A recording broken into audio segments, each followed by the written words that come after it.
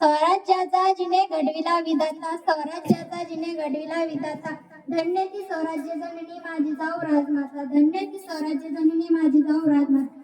सन्माननीय व्यासपीठ, आदरणीय गुरुजन वर्ग आणि माझ्या विद्यार्थी मित्रांनो, आजपासून 400 वर्षापूर्वी महाराष्ट्राच्या छातीमध्ये रोवलेली पारंत्र्याची पार काढून ज्या माऊलीने गुलामगिरीच्या छाताडावर प्राण केला त्या म्हणजे जिजाऊ यांची आज जयंती. 12 जानेवारी 1598 रोजी बुलढाणा जिल्ह्यातील सिंदखेड राजा येथे माँ जिजाऊंचा जन्म झाला. वडील लखुजी जाधव व आई म्हाळसाबाई यांच्या घराण्यात ते कन्यारत्न जन्माला आले. जिजाऊंचा पुढे शहाजी राजे भोसले यांच्यासोबत विवाह झाला. त्यांच्या पोटी हिंदवी स्वराज्याचे संस्थापक छत्रपती शिवराय जन्मले. त्रिवार असा असावा मानाचा मुंजा त्या जिजाऊ मातेला, त्रिवार असा असावा मानाचा मुंजा त्या जिजाऊ मातेला.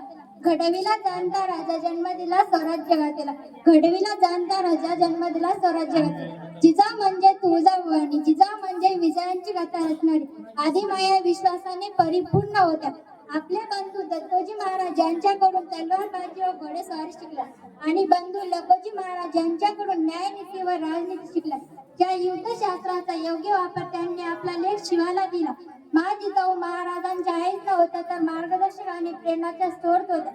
झिजून मारावं पण खिजून मारू नये हे राजमाता जिजाऊंनी शिवरायांना शिकवले. सीतेचा हरण करणारा रावण बलाढ्य होता, परंतु त्याचा वध करणारा राम खरा पराक्रमी होता. म्हणून प्रत्येक पराक्रमी पुरुषांच्या जीवनाचे एकच ध्येय असते, ते म्हणजे पारंत्र्यात असणारे स्वातंत्र्य मिळवून देणे. हा विचार त्यांनी शिवरायात बनविला. आपले पुत्र संभाजीराजे भोसले, आपले पती शहाजीराजे भोसले यांच्या निधनानंतरही आऊसाहेब खचल्यात नाही. स्वराज्य हा निर्माण व्हावा म्हणून त्यांनी छत्रपती शिवाजी महाराजांना स्वाभाविक प्रभात केला. छत्रपती शिवाजी महाराजांचा स्वराज्याभिषेक 1674 रोजी महाराजांचा राज्याभिषेक झाला.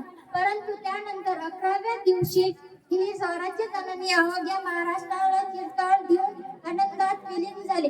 शेवटी एवढंच म्हणे, लाख येतील लाख जातील, माँ साहेब तुमची सर येणार नाही, जोवर नाही येणार पुन्हा आपण शिवबा